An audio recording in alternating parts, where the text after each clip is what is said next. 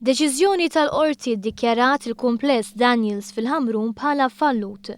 Dan hekk kif ġie ddikjarat li mhuwiex fis-stat li jħallas id-djun tiegħu.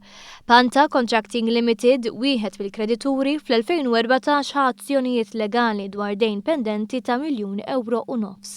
Il-qorti semmet li minn barra d-dejn ma' din il-kumpanija responsabbli minn Daniels Shopping Complex, ġifieri DA Holdings, kellha kredituri oħra li għafuhom ma' €12 miljun u xi interessi. L-argument fil-qorti kien li DA Holdings kienet għadha ma ġietx dikjarata insolventi għaliex il-proprjetà kienet stmata li tiswa €20 miljun.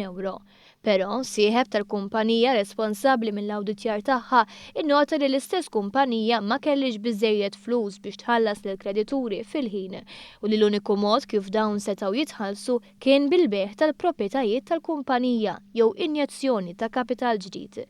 Żied jgħid ukoll li l-accounts ta' snin 2013-2014 għadhom ma tlestewx.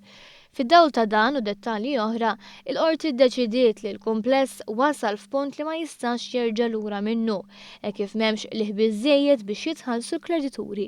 Il-bejħ tal-assi tal-kumpanija biex jitħallas id-dejn se jfisser li dan ma jkunx jista' jkompli jopera bħala negozju. Għaldaqstant imħallef ordna d-dixxoljiment tal-kumpanija. Issa għandha ssir verifika tal-assi u rapport ta' dan se jkun ppreżentat fis-16 ta' Ġunju.